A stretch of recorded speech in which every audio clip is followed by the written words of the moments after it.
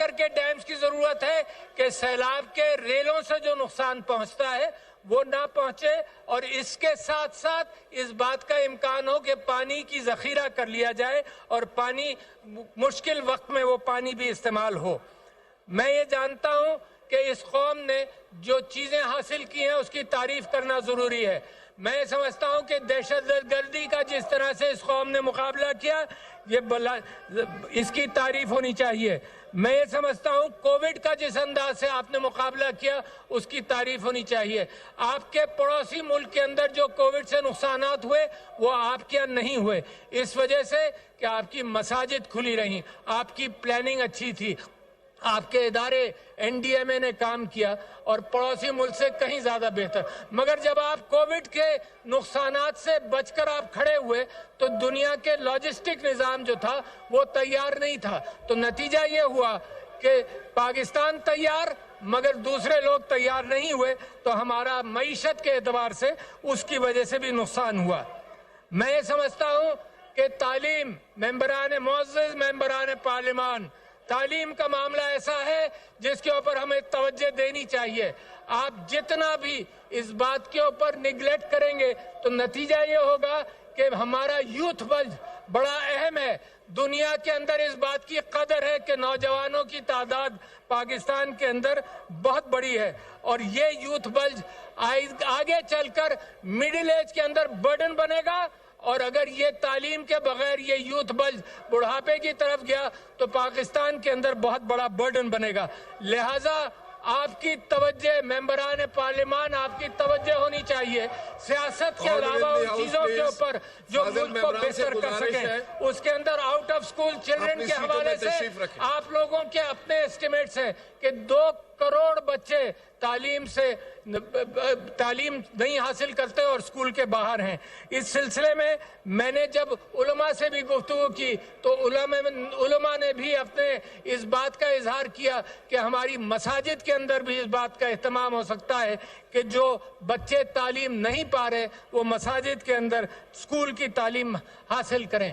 جو جن بچوں کو آپ تعلیم نہیں دے سکتے ان کے لیے یہ بے انتہا ضروری ہے کہ آپ ان کو سکلز دیں، چاہے وہ مڈل کے طالب علم ہوں، چاہے وہ میٹریکولیٹ ہوں، مگر سکلز دیں۔ اور آپ کے 2 ادارے ٹیفٹا اور نائفٹیک وہ بڑے ادارے ہیں جنہوں نے سکلز دے رہے ہیں، اور میں سمجھتا ہوں حکومت کی توجہ سکلز پر رہنی چاہیے، کیونکہ ہمارے ہاں اس بات کا امکان ہے کہ اگر صرف مزدوری کی کیفیت پر رہے تو وہ روزگار آدمی حاصل نہیں کر سکتا، لہٰذا سکل بیس ٹریننگ کی بڑی اہمیت ہے۔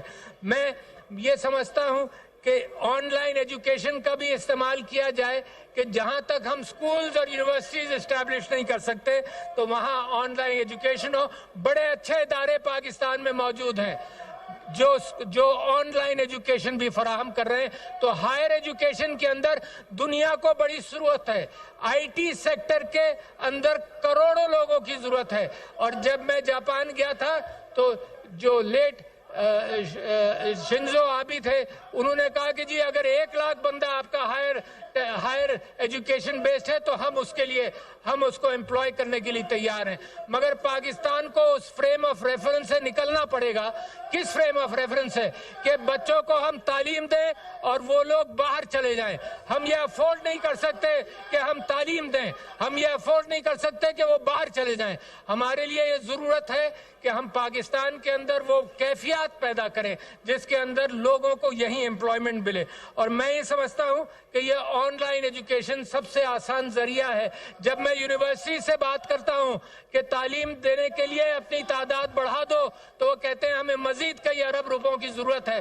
میں یہ سمجھتا ہوں کہ وہی آن لائن انداز سے اگر کی جائے تو پیسوں کی بھی ضرورت نہ پڑے۔ سائنس اینڈ ٹیکنالوجی کے اندر میں دنیا پاکستان کی طرف دیکھ رہی ہے، جو ترقی بریک اینڈ مارٹر کے ذریعے آپ کرتے ہیں اس سے کہیں زیادہ تیز ترقی سائنس اینڈ ٹیکنالوجی کے اندر اس بات کا امکان ہے۔ دنیا نو ہاؤ کی، انٹرنیٹ کے حوالے سے سوچ رہی ہے، لہٰذا ہمیں اپنے بچوں کو اگلی دنیا کے لیے، آنے والی دنیا کے لیے تیار کرنا ہوگا اور اس سے ملک کو بڑا فائدہ ہونے کا امکان ہے۔ سائبر ورلڈ کے اندر جہاں آپ کے آڈیو لیکس بھی ہوئے، سائبر ورلڈ کے اندر دنیا کو کروڑوں لوگوں کی ضرورت ہے۔ سائبر پاور میں چھوٹے چھوٹے ممالک پاکستان سے آگے ہیں، اس کے اوپر پاکستان کی اپنی پالیسیز کمزور ہیں، اس کو بہتر کرنا پڑے گا۔ لوگ متلاشی ہیں، کروڑوں لوگ سائبر پاور کے لیے سائبر ورلڈ میں چاہیے۔ ہماری ڈیفنس اسٹیبلشمنٹ کے لیے میں سمجھتا ہوں کہ سائبر پاور کی اہمیت ہے، ہم اپنا دفاع کر سکیں، ہم اپنی یوٹیلیٹیز کو پروٹیکٹ کر سکیں، ہم اپنے فائنینشیل انسٹیٹیوشنز کو پروٹیکٹ کر سکیں۔ دنیا کی جنگیں اب سائبر ورلڈ کے اندر ہوگی، ہمیں یہ سوچنا پڑے گا کہ پاکستان کی کیا تیاری ہے۔ تو میں آپ سے گزارش کرتا ہوں مقننہ کے لوگوں سے کہ اس کی طرف فوکس کریں۔ میں صحت کی طرف آپ کی توجہ دلانا چاہتا ہوں۔ معزز ممبران پارلیمان جتنے بھی یہاں پر موجود ہیں، یہ بات کم سے کم پاکستان میں ہر طرف جائے گی، ضرور سن لیجئے کہ صحت کے حوالے سے پاپولیشن پلاننگ کے اندر مجھے بنایا گیا تھا۔ میں صوبوں کا مشکور ہوں، سب کا مشکور ہوں کہ مل کر پاپولیشن ٹاسک فورس نے کام کیا۔ مگر ایک چیز آپ کے سامنے وضاحت کرنا چاہتا ہوں اپنے تجربے کی بنیاد پر، اس 4 سال کی بنیاد پر، کہ یہ بات وضاحت کرنا چاہتا ہوں کہ سب سے آسان لو ہینگنگ فروٹ پاپولیشن پلاننگ میں وہ عورتیں ہیں جو پاکستان کے اندر ٹوٹل پریگننسیز یا حاملہ ہونا تقریباً 90 لاکھ ہے۔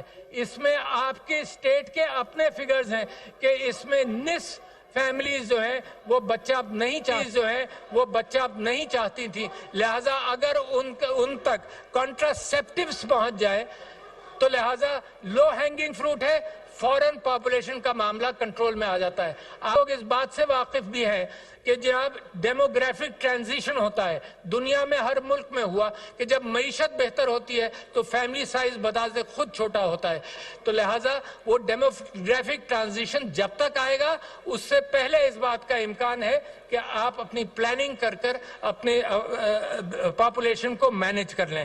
پاکستان کی صحت کے اندر سٹنٹنگ کا ذکر ہے۔ میرے بھائیوں اور بہنوں، معزز اراکین جتنے بھی یہاں موجود ہیں، میں آپ سے گزارش کرتا ہوں کہ سٹنٹنگ جو ہے پہلے 1000 دنوں کی کیفیت کے اندر 38% بچے اور بڑے اس کا شکار ہیں، بڑے بھی ہیں، کیونکہ یہ سٹنٹنگ ختم نہیں ہوتی۔ تو لہٰذا پہلے 1000 دن کی اہمیت ہے، پہلے 1000 دن کے اندر ماں کا دودھ اور اچھی غذا بے انتہا ضروری ہے۔ سٹنٹنگ سے ذہنی صلاحیت پر بھی اثر پڑتا ہے، تو لہٰذا اس کے لیے ماں کا دودھ، بریسٹ فیڈنگ بے انتہا ضروری ہے۔ قرآن کے اندر اللہ تعالیٰ فرماتا ہے سبحانہ و تعالیٰ کہ جب 2 سال تک بریسٹ فیڈنگ کرو۔ WHO یہ کہتا ہے کہ 6 مہینے، شاید آپ کو بھی یہ معلوم نہیں تھا کہ 6 مہینے تک پانی بھی نہیں پلاؤ بچوں کو اور کوئی غذا بھی مت دو، صرف بریسٹ فیڈنگ کرو۔ تو میں سمجھتا ہوں اس کے اندر ہماری اسلامی اللہ کے احکامات ہماری بڑی مدد کر سکتے ہیں۔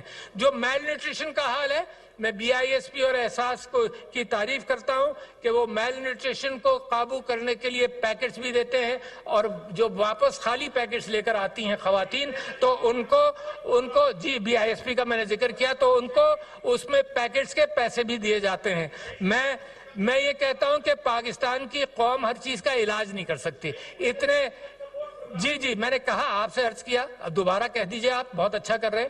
میں آپ سے یہ کہہ رہا ہوں کہ یہ جو پاکستان کے اندر ہم علاج نہیں کر سکتے، ہماری قوم اتنی رئیس نہیں ہے کہ بیماریوں کا علاج کرے، کوئی قوم دنیا کی اتنی رئیس نہیں ہے کہ ساری بیماریوں کا علاج کرے، لہٰذا پریونشن کی طرف جاتے ہیں۔ اور آپ نے دیکھا کہ پریونشن کے حوالے سے ہمیں محنت کرنی پڑی کیونکہ ہم علاج افورڈ ہی نہیں کر سکتے۔ ہیپاٹائٹس آپ کے یہاں 9% ہے، اچھا ہیپاٹائٹس کا علاج کرنے جائیں تو مصر کے اندر ہیپاٹائٹس 13% تھا، کئی ارب ڈالر خرچ کر کے اس کا علاج ہوا، مگر ہم اس کو پریونٹ تو کر سکتے ہیں کہ انجیکشنز کے حوالے سے اس کی تعداد کم کریں اور کنٹامینیشن نہیں کریں۔